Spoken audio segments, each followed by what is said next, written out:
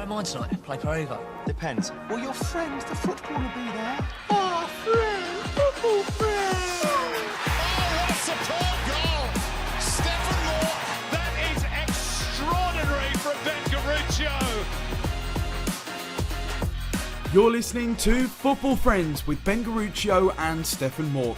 No guest in the end this week, unfortunately, but still plenty to get through. The boys discuss A-League Men's Round 13 and give their predictions prior to the ongoing Round 14. Plus, we talk about the recent developments at the APL's head office. Where does it leave us in terms of the future of the league? And the inner-game stories of the week are back as the boys tell tales of White Line Fever and Stef giving it back to the grandstands. All that and more coming up on Football Friends. Welcome back, everybody, for another episode of Football Friends with Ben and Steph. I'm Steph, and here's Ben. Hello, guys. Welcome back to another episode. Hope everyone's had a good week. We're really excited about the episode this week. We had Chloe Lagazzo coming on. The questions that were pouring in were the most by far. So there was obviously a lot of keen listeners out there. We recorded the episode, and unfortunately, due to technical issues, the actual audio didn't come out too well. So we're going to have to get her back on at a time that suits her to re-record it. And for today's episode, you're going to just have to listen to myself and Ben. So we're really sorry about this, and we promise we'll get her back on. If this is your first time listening, thanks for jumping on, and hopefully you'll be a listener weekly from now on out.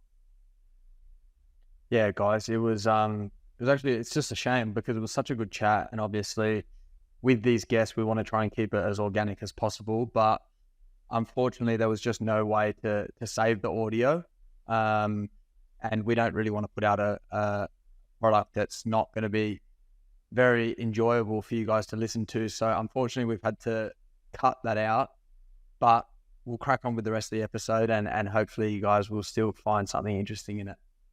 So let's just jump straight into the A-League Round 13 review then. Before we get to that, I think we missed it last week, but with all the news coming out around the APL and the big thing, we wanted to be players that were speaking openly and honestly about the current situation in football to try and drive people towards the game. And with doing that, I think we do need to kind of address, from our point of view, what's happened last week and what's obviously been going on. So are you happy for me to kind of say something, or do you want to say something? Yeah, you can kick us off. You're the one with all the tweets on X, so you can kick us off. Are they still called tweets on X? I don't know. Are they X's? There's all my X's on there.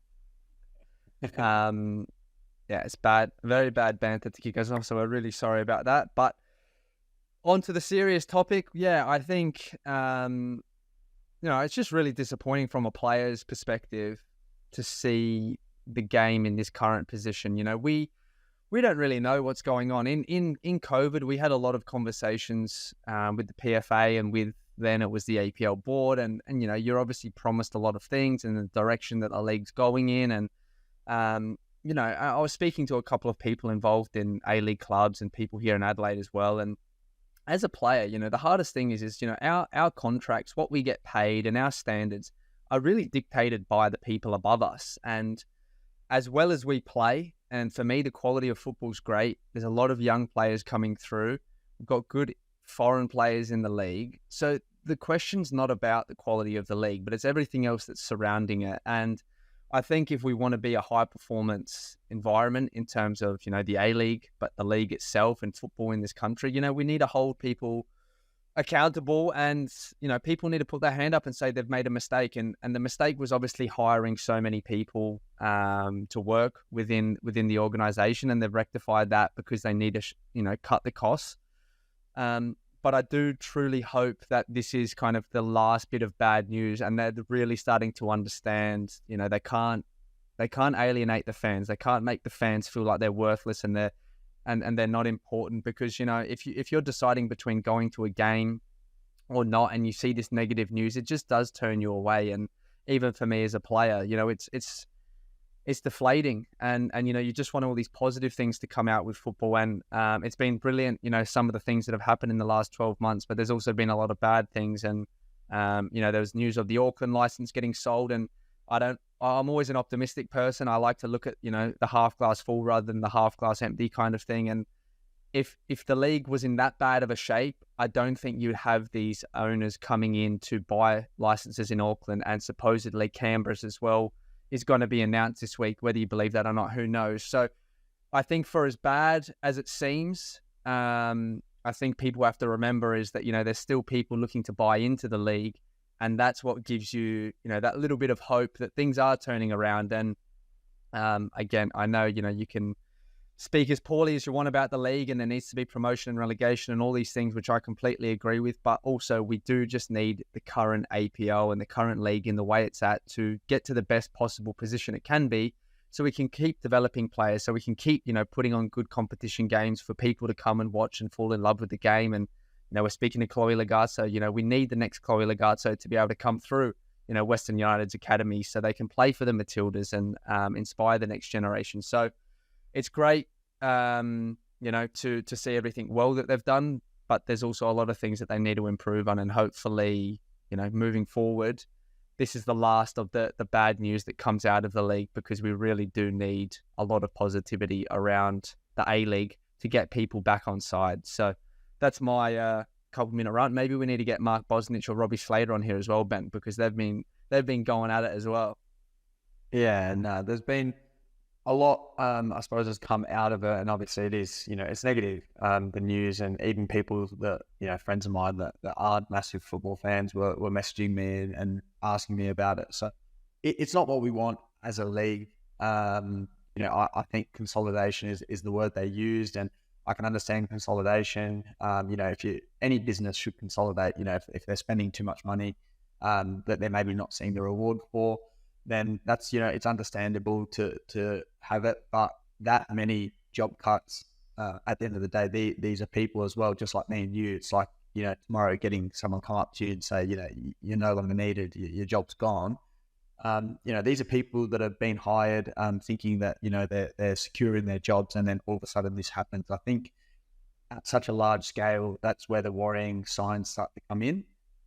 But as we said, hopefully it is the last kind of bit of bad news, because, it is disappointing to have, good people losing their jobs, and I suppose so much money that's gone into the keep up and other things surrounding the APL. It's just a little bit disappointing and a little bit worrying, to be honest, as a player. As you said, you're an optimist, and you want to see everything for the good side.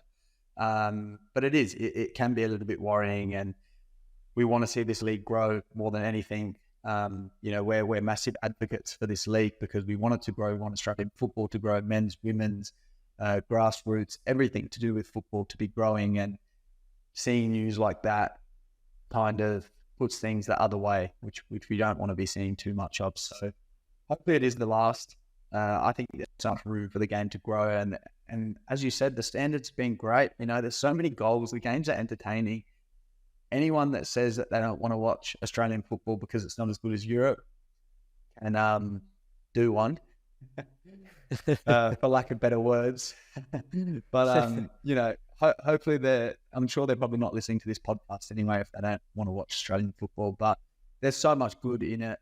It's so entertaining. And I suppose with that, we could go straight into our A-League Men Round 13 review.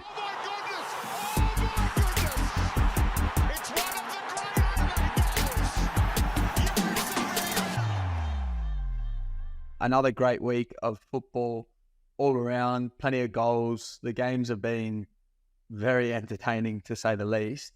And it started off with Brisbane versus Macarthur, 3-1 win for the Bulls down at Suncorp. And it's not looking good for the Raw at the moment. Yeah, they've definitely dropped off. Obviously, Ben Khan's only been in there now for a couple of weeks, but at home, you'd expect, to be getting the 3 points against the Bulls. I guess it's one of those games where, 3 points lost, and you kind of get further away from those guys. It's a 6-pointer in that game, and the Bulls are looking pretty good. I think they're they're in a good position in the league, and also obviously they've got the AFC Cup coming up, I think, as well. So there should be a lot of positive feelings around the Bulls, and hopefully Brisbane can kind of get their season back on track. Although they've also played against the Jets in the round 12 catch-up game, and they lost 3-1 again, and I guess a red card to Jay O'Shea, which I commented on this morning. I don't think it was a red card. I think it was, if he did give it in real time, no worries. It is what it is. But to review that, I don't think there was any malice in the tackle. I don't think he had any force behind him just because your studs are up. I don't know what you think about it, Ben, but for me, it was just one of those ones where he clipped him a little bit, and it will hurt. Yellow card's more than okay, though, and just, you ruin the game, I think, with that decision. Yeah, no, it's such a hard one now when they slow it down so much, and you see it so many times in a slow-mo view. Obviously, when the studs catch the ankle, it's going to look pretty ugly. But I think you have to actually look at the whole situation, how much force was behind it, how fast it was he flying in, was it at a speed that he could have actually broken his leg? And to be honest, there's tackles every single week that you potentially could break someone's leg because it is a contact sport, and that's just the way it is. If your foot gets caught underneath a stud, something could always happen. But yeah, I think it was a pretty harsh red. I thought the commentating was pretty funny. I don't know who it was exactly, but they said that Timmins just was mistimed his tackle or something when he came in, but he actually got the ball and then copped studs to his ankles. So I don't see how he mistimed it, but yeah. Obviously, Jelacic got the red in the MacArthur game as well. First game back, young boy, sort of coming back from overseas, and he copped the red as well. So they've got a few suspensions now to deal with on top of, maybe the run of form that they weren't looking for right now. But we'll see how Brisbane go, I suppose, in the next couple of weeks. But we'll jump on to the next game, which was Wellington versus Melbourne Victory. 1-1 at the death for Wellington. They saved it. What did you make of that one? I think the top of the table clash probably didn't deliver in some ways in the excitement. It was an okay game, but I think, again, you get a red card, and whether it's a red card or not, I don't know. We're talking about the referees too much already, and we're only a couple of minutes in, but it does change the games. And you know what? I think the camaraderie and the belief in both sides, the Victory and the Phoenix camp, Victory undefeated, but Phoenix to come from 1-0 down, 10 men, it shows the belief they've got with obviously the coach and all the players, and almost 10,000 people there at the Cake Tin as well. So they were loving it, getting their shirts off for the last little bit. And, I think it was not a bad performance from both teams, and they're both probably been the most consistent. So we'll see, I guess, if those two are still up there by the time they next play each other. But yeah, overall it was okay. And the next game was Sydney FC against Newcastle. We just spoke about Newcastle getting a big 3 points against Brisbane Roar, but it's funny how football changes so quickly because 3-4 days ago, they're at the SFS and they're getting their pants pulled down 4-0. Could have actually been a whole lot more, and things change just so quickly. And that's why you can't lose your head. You can't drop too low because the next time you get a chance to play a game, you can easily win and you feel like everything's turning in the right way. Yeah, that's what we love about football, I suppose. When you've got game coming around thick and fast, you've always got a chance to put things right, which Newcastle did. But obviously the game against Sydney was a masterclass, to be honest, from Sydney FC. I suppose they've just not had the consistency maybe that they would like in the season so far. But when they're at their best, I still think they're one of the strongest teams in the league by far, just was the quality that they've got in their side. And obviously Max Burgess was back to his best. He was on fire. And yeah, we've spoken about Lolly all season, but he was on the score sheet again. And yeah, they've just got a really, really good squad. I would be some surprised of the young boys as well. No, they've got a good squad all round. They've got balance. They've got younger players, and they've got your star signings as well. Yeah, it's on that I really like the centre back. Is it Girdwood Reich, the young boy? He plays centre back, plays 6, can play 8. Actually, it's pretty rare to be. You kind of a little bit like Declan Rice almost. I'm not going to say he's anywhere near his level, but similar in that, like, he's very simple in the way he plays, but he's so big and so physical. And I think he's only 19 or whatever. So he's one I'm sure that they're going to be looking to sell overseas. And on the young players, the Newcastle Jets, it's Clayton Taylor, I think is his name. I saw he was linked with a team in Norway, and then also a couple of championship sides potentially for what it was at £300,000 or something like that. So it's good to see young players getting games and good to see them taking their opportunities. And the more players that we sell overseas, the better it is, because hopefully that just turns into more money getting spent on the academies, more money getting spent on the clubs. And on a side note for Newcastle, obviously the season hasn't gone too well. If they can sell a player, it's great for potential owners to see that they're developing those young players, which has been a big emphasis this season.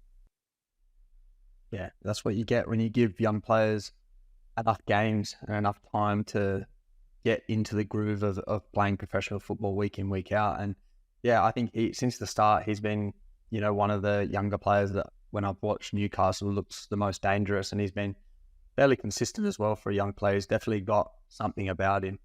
And on that Gertwood Reich, he was the one that Lolly said to me when in the Australia Cup game that, like, this kid's unbelievable. So all these games on, he's still playing, 2 coaches, still managing to get his shot, and yeah, he looks like a really mature player for his age. Yeah, I would be very surprised come end of the season, if he hasn't attracted a lot of interest, and probably even more surprised if it comes to pre-season next year and he's still in the sky blues. I think he'll be getting a move as long as he keeps this form up, and that's great. Again, it's great for the club, great for the player. So when we were younger, we were struggling to get minutes, and not saying we were as good as these young kids or better or worse, but it was just a different landscape. So it's good to see the league kind of pushing that way, because it's around the world in football. It's not just the A-League, but I think unless you're one of the top 4 or 5 leagues, you're not the best league in the world. It's just the reality of it. So you have to kind of be a younger league to try and sell players to make money, obviously on a different scale. But even in France, for example, it's a top league, but majority of those teams, they're just selling clubs, aren't they? Like you unless you're at PSG, you're always going to get sold somewhere else if you're playing well. So I think we need to keep going down that trend, while also you want to win in the A-League. You still want to be a champion. But yeah, that's another topic for another day, where we can go into more detail. I'm sure we've spoken about that enough with youth football. But the next game was Wanderers v Perth Glory, and after all of the off-field issues during the week for Glory, which I'm sure behind the scenes has been going on for a long, long time, they break their hoodoo on the road and get the 3 points. Kolakovsky with the top finish, great assist from Tags, and I actually loved Tags. Obviously from playing with him, like, he's just an angry guy sometimes. Like, he really just loses his head. But that fire, I think, really sparked the Glory, and he was chasing back, he was tackling, he didn't score, but he was involved with everything, and he's really leading from the front. And he's a Perth boy, so I'm sure he's very proud to be wearing the Perth Glory kit and wants to kind of get them back to where they belong. So it was a good 3 points for them. Very happy to see them winning it, because when you're in a tough spot, 3 points make everything better. You couldn't care less about anything as long as you get the 3 points. Wouldn't you say so? Yeah, for sure. I wasn't too happy that Perth won, because they're only a couple of points in front of us, but they deserved to win, to be honest. They had a lot of other chances, offsides that were pretty tight, that could have been goals or good chances. The one that Tags missed, that I think he was offside anyway, but he's missed, that was a cutback like on the 6-yard box that you'd expect him to score. And then Willow, our old friend David Williams, pops up for the winner. So it was enough in the end, and they got the win. It's a massive win for them, especially on the back of everything that's been happening. Obviously losing more players, Bazanic is gone, now Khalifi's also gone, joined victories. So they're going to have to go deep into that squad. I'm sure there's going to be a lot of youth players featuring for the rest of the season. But honestly, just like we've said throughout, it's more chances for young players. Hopefully they can grab it with both hands, and hopefully Perth can get some wins along the way. But on to the last game of the actual round, which was Central Coast versus Melbourne City. And Central Coast get the win this time around, 2-1 over City. And it was a top game, to be honest. Had a bit of everything, had a bit of a punch on at the end as well, an all-in brawl, which is, I suppose, probably not that great for the image of the game, but it is good, when the game's like that. When the game's fiery, you love it. I know you definitely love it. Yeah. Like I don't know if it's bad I think it's one of those things, it's not like anyone actually got hurt or, there wasn't actually, buckets getting thrown. So that was the one positive from it. But, like Central Coast, they beat them 6-0? 6-0 or 6-1 in the final last year. I'm sure Melbourne City, they'd still hold on to that. They drew 3-3 earlier in the season. But you guarantee if you're the Melbourne City coach, you're talking about that during the week saying, they embarrassed us. That can't happen. They're a hard-working team. We need to outwork them. We need to outfight them, outrun them. And, that's what Central Coast bring. And City tried to obviously match it. It was a hot day. Good that they moved it back a little bit. But, when it comes to the end of the game and you're angry and frustrated because you're losing, sometimes your temper gets the better of you. And, strange. I watched it a few times. They must have better footage or something. They've given Storm Roux, was it 2 or 3 games? But I actually can't really see what he did that much worse than like the other 8 players that were around the Melbourne City player. But it was a weird one. Farrell didn't even get a yellow card and he was one of the instigators. Antonis got one and then Vukovic got one. It's just, crazy, but good. There was obviously, there were obviously words thrown around. I think that can be the only answer for the Storm Roux red card. So what it was exactly, I don't know. But our boy Tog Arslan got decked by about 5 Central Coast players. But Farrell gets away without a yellow, and he was the one that started it with Antonis. So strange scenes. But obviously, when you watch on TV, you don't actually know what's really happened. But I suppose that kind of wraps up our review for round 13. And now we'll go into our news of the week. And the headlines are on the Socceroos at the moment for good reason. They've progressed to the next round of the Asian Cup. Done it fairly easily, I would say, undefeated in the group and some good performances. It's never easy to play against that opposition, as we've said before. But, you look at Japan, you look at South Korea, they've dropped points. So I think the Socceroos are in a decent position to go a long way in this tournament. Yeah, well, it's probably depending on obviously what happens tonight with Japan, but Japan could be playing South Korea in that side of the draw, and it's kind of opened up. It's not going to be easy. There's no easy game, and I actually understand. We're watching as fans. We would do anything to be obviously involved in the squad as players, but at the moment we're fans as well. And when you watch it, it's you want to see them winning 3-4, 5-0 and kind of destroying these teams, but it honestly isn't as easy, and especially in a tournament, like if you slip up and you go too attacking, you always leave yourself open to, cop a goal, and then, you lose 1-0. It's happened to us in the under-20s and 23s in the Asian Cup qualifiers, and, you go 1-0 down. Against these teams, they waste time like crazy. You can't get the ball in play, they're kicking you, they're doing everything, and you lose that first game or even a second game, and you could potentially be out, or you're coming through as third-place team. So it's... I think that the most important thing is just going through, and they've topped the group. Hopefully, you'll have Juki back for the next round potentially, and all the players are fit. But let's see. Like it's a lot of pressure, obviously, on the players and the coaching staff because everybody expects us to kind of at least be in the semi-final, close to the final. It would be great if there was a little bit more media attention around it. I think it's something that the local media love to jump on the Matildas or the Socceroos when they're in town, or if there's a negative story with football. And don't get me wrong, I spoke about the APL at the start. It's a disaster what's happening. So they should be talking about it. But I'd love to know, why do the media, just think, we'll talk about all the negative stuff in football when it becomes too big, but they don't want to report on the Socceroos at an Asian Cup. Like it's just a very strange one to me. But let's see how they go in the next game, because it's going to be, there's no easy games, as you said. And at the end of the day, if they win and they top the group, can anyone really say too much about Arnie and the players when they've done that? No, not really, to be honest. That's the job of the coach, is to progress as far as you can. And look, people will say what they want, that, you know, the team could be playing a little bit better.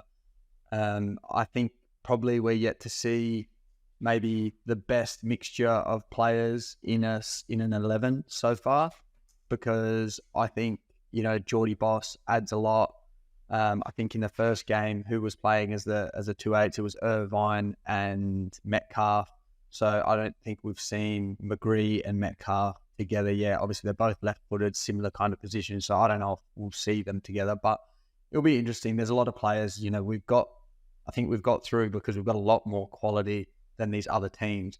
But as you said, these games are on a knife edge. It's not like as if the other team's just going to sit there and roll over and let you win. Like, they're trying just as hard for their country, just as we are, you know, as the Socceroos are, to get through. So it's not easy. It's not easy. So 2 clean sheets, a draw against Uzbekistan, which are, they're not a bad country. I think everyone would look at Uzbekistan and think we should be beating them, but we played them in the junior national teams, and they're always a tough country to play against. Yeah, exactly right. So we'll leave it at that. Hopefully next week we'll be talking about them getting through to the next stage, and then we can kind of dissect that. This is the Inner Game Story of the Week. This segment is brought to you by the Inner Game Journals, started by none other than our co-host Stef Moore. The Athlete Performance Journals were created to help athletes of all abilities become more self-aware through goal setting and reflection. On or off the field, the mental side of the game is so crucial to help you feel and perform at your best. Head over to www.theinnergamejournals.com and use code FOOTBALLFRIENDS to get 15% off all products. If you're a club, school or academy, you're in luck. Stefan also runs workshops, and he's just released the app version, which will allow you to give direct feedback to players. Download the app for free today. Search The Inner Game on the App Store.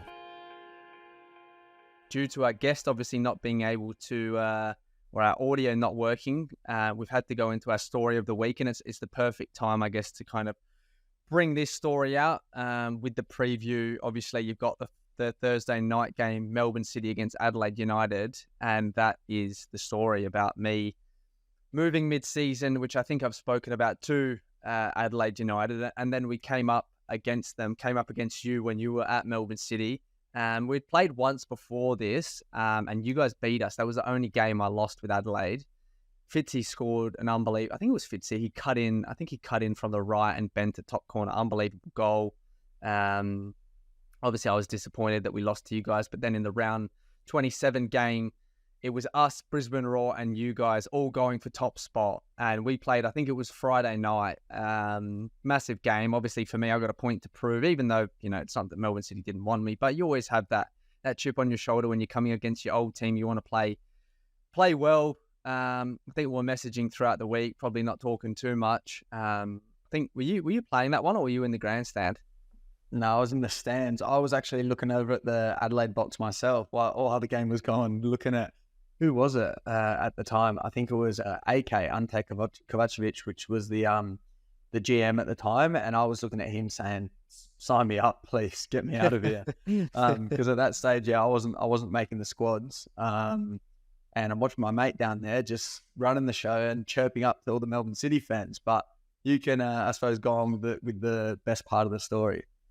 Yeah, so it was a great first half. We were up, was it 1-0 from the penalty? So the ball got played over. I made a forward run. Sorensen comes out, and the ball was going out. Like, it was going out. And he's just smashed me. Honestly, I thought I broke my rib. I was like in so much pain. And then obviously they've given a penalty. As I'm kind of getting helped off the field from the physio, I'm coming over close to where the Melbourne City benches were. Not directly in line with the bench, but close enough to them. And all these fans were giving it to me. And I was just thinking, like, fucking hell, I can't breathe. And I don't even remember what they said. And I just looked up, and I don't even know why it came into my head, doing the Theo Walcott and just going like the old 2-0 to the supporters. And I didn't think anything of it at the time. It was just that. So we were obviously 2-0 up, not 1-0 up.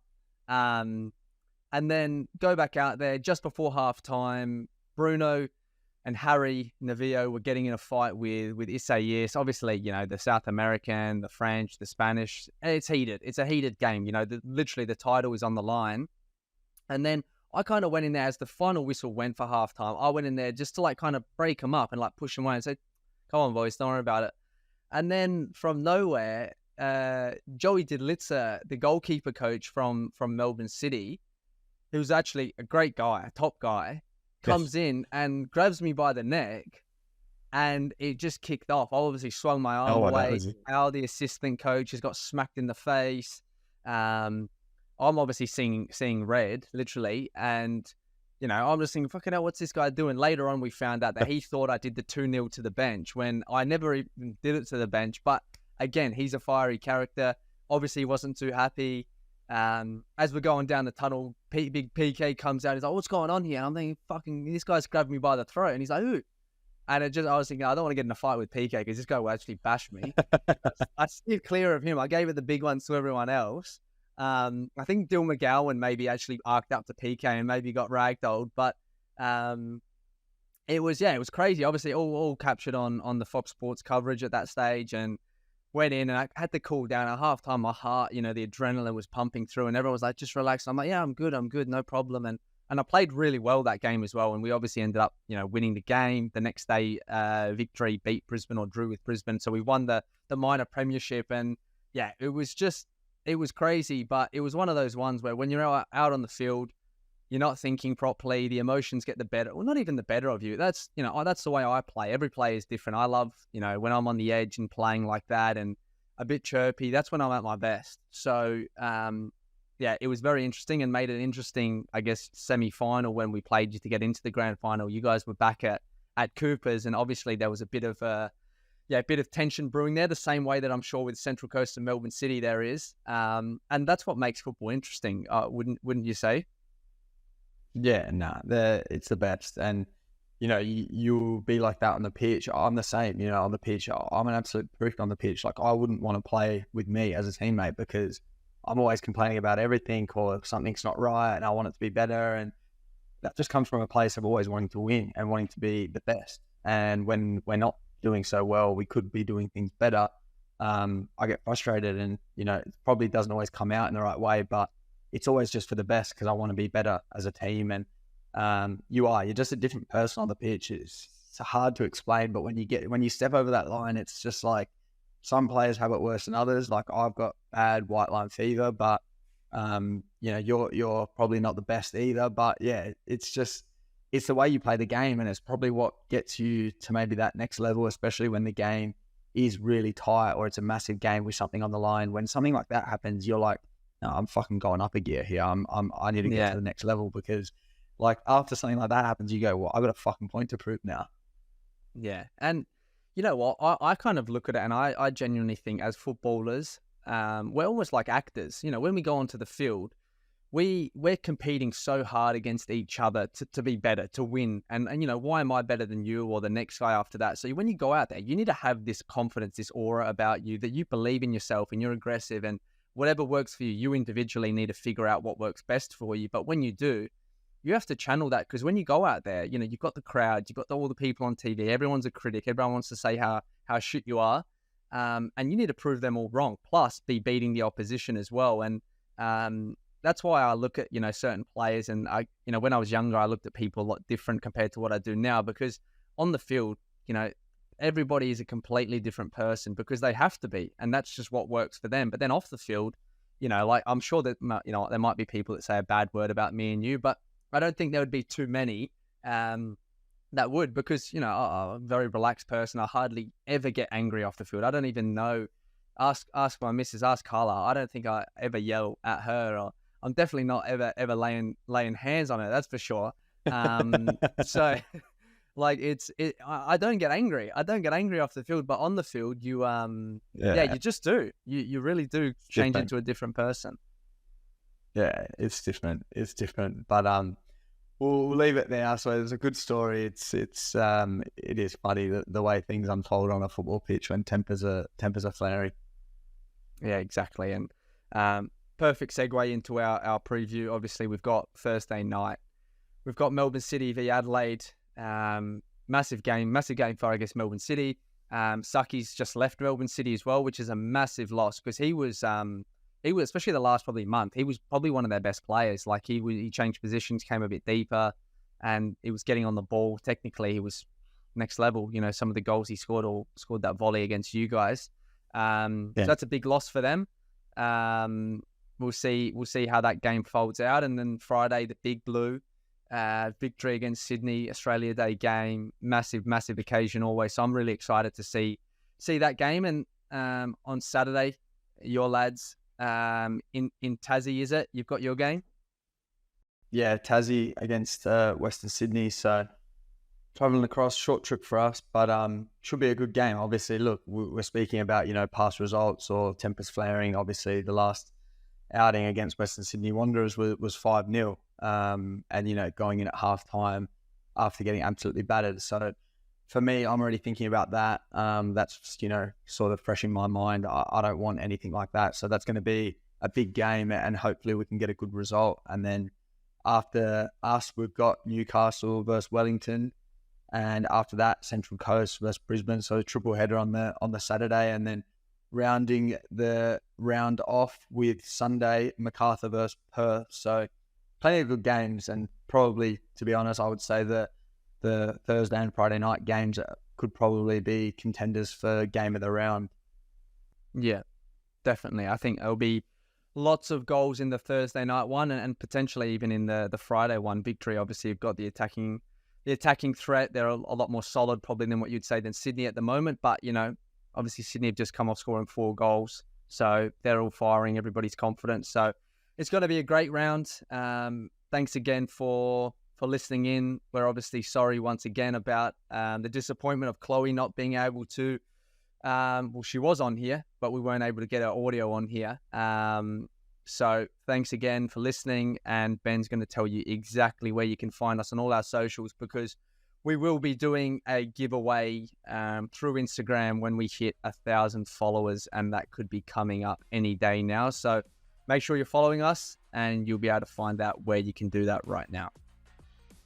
Yeah, guys, follow us, subscribe, do whatever you need to do. We've got some more really awesome guests coming up that we're looking so forward to getting on the show, but we can only keep doing this with your guys' support. So please give us a follow. We're at Football Friends Pod on Insta and TikTok, at Ben and Stef Pod on X, and Football Friends with Ben and Stef on YouTube if you'd like to watch us there. But thank you, guys. That's all we have time for today. We'll see you next week.